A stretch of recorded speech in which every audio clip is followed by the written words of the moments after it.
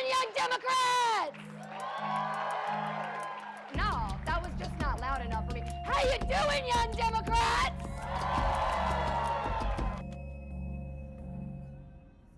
We're here in Durham on our way to meet the youngest state party chair in the country. She's leading the Democrats here in North Carolina as they ramp up to the 2024 election. Hey y'all, are y'all registered to vote? Heck yeah. I'm out here talking about young Dems and trying to get anybody who is looking young to take one of these from me. Hey, how are you? Are you registered to vote? You should be. Well, you can do it online. It's very easy to do.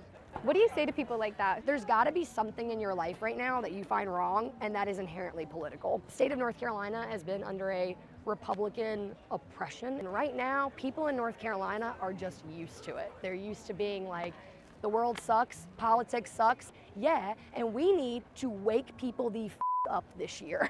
According to a Moody's poll, North Carolina could swing Democrat in November for the first time since the 2008 presidential election. The 8 million new young voters might have something to do with it. For a long time, politics has fundamentally ignored young people. We have slowly but surely become the largest voting bloc, right? And it's so important because when you're thinking about the impact that has in this election cycle, no wonder everybody started to pay attention finally to us. But it seems issues, not candidates, are influencing how young people are voting in the Tar Heel state. Mental health, gun violence, people want to see legislators take action about issues, and it's just not happening right now. Across town, at the Young Democrats of North Carolina conference, Anderson is a popular face. Got set up right here. Hi. Hi. Thank you for being here. Of course. Hi! But that's not exactly the situation for the presidential incumbent. Are you guys excited for the upcoming general election? Excited, a little anxious. Are you excited to vote for Biden? Yes. Why? I'm excited for a Democrat to win. He's better than Trump, that's why I'm voting for Joe Biden. These young voters are obviously already politically motivated. And I won by just 6 votes. But will they turn out nationwide? Anderson is working hard to make that a reality come November. We know in the South, we are a group of fighters. That's what we've always done. Progress comes from the South. So in 2024, young Democrats are gonna stand up and you're gonna stand up and you're gonna stand up and hell yeah, y'all are. Thank you, young Democrats. Try as she may, a poll by Harvard University found that young Americans appear less likely to vote in 2024 than they did in 2020. And an Ipsos poll from February 2024 shows that 59% of voters think both Biden and Trump are too old to be president. And that's not lost on Anderson. Are people excited to vote? No. I mean, like, I'm not gonna lie to anybody, right? And I shouldn't. I went to UNC Charlotte's campus the other day, and I asked every single one of those students, raise your hand if you were excited to vote for the 80-year-old president. Not saying which 80-year-old, right? Because Donald Trump might as well be up there too, right? And I said, raise your hand. Nobody in that class raised their hand. And I was like, but how many of you are still gonna vote? Every single one of them raised their hand, except for one. And the thing that I think people miss the most right now about what's happening is like there's this narrative that young people are not engaged with politics. They don't care. They're not gonna vote this year. And I'm like, no, they are. The narrative around, young folks don't want to vote for Joe Biden because he's old. And I'm like, I wish people would dig a little bit deeper into that narrative too. To me, young people look at Joe Biden and they say, you're not as progressive maybe as we need you to be right now, but we can push him. We can't push a Donald Trump who doesn't want young people to have the right to vote right now. We can't push a Donald Trump who doesn't want people to have the right to abortion. We cannot push that type of president. We can push a president, though, that believes and cares about young people. So are people like Anderson the answer? President of the Young Democrats nationwide, Quinton Wachuochama, thinks so.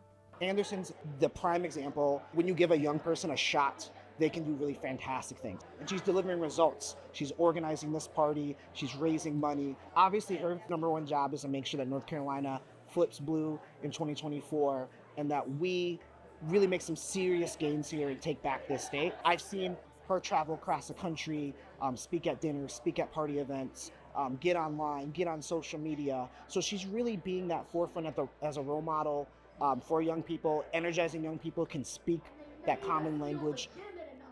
It's a lot of pressure for a 26-year-old. So as the Biden-Harris campaign heats up, All they may lean on other young leaders, both inside and outside of politics. I'm a fan. I think that surrogates come in all shapes and forms. You have surrogates who are maybe more of those higher profile celebrities. Surrogates are people that can speak to it that are those fellow young people. I think also there's a really good opportunity we have with young elected officials. Representative Maxwell Frost is on our National Advisory Board, and being able to work with young electeds that can say that they both know why it's important to have young people in office, but also why we know that Biden is the best candidate for young people because of the policies that he's championed. Gen Z leaders are already in Washington. But until more are elected, implementing progressive policies will still be an uphill battle. I serve in an institution where everyone's much older than me for the most part, and I'm bringing my perspective, not just as a member of Gen Z, but as an Afro-Latino, being from the South. And so bringing these things up can sometimes be a little frustrating in an institution where not everyone fully understands where you're coming from. Gen Z voted at the highest numbers in 2020, 2022, and it's going to be in 2024 again. And so what we have to do as elected leaders is provide a vision. So we need people who understand that and who can deliver that message, especially to young people. But what about across the aisle? If you like me, I love you, I love you. In 2016, Donald Trump took the Republican base by storm. But with his 2024 campaign focused on Retribution, I am your retribution. and his grip on the Republican Party tightening, young Republicans have little option but to get on board. How do you feel about Trump being the potential nominee? I mean, I'll support him if he comes back. Hopefully we can actually fix the economy and be able to buy houses again and get lower prices on food costs. It's stuff we need, and I don't think what we've got right now is doing the job.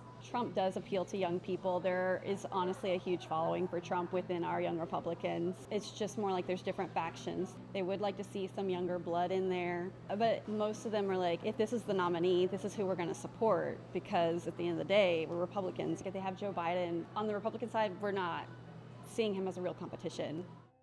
If we've learned anything, to pin the presidential election on a battle of ages is to undermine the intelligence of a generation that will determine the future of America.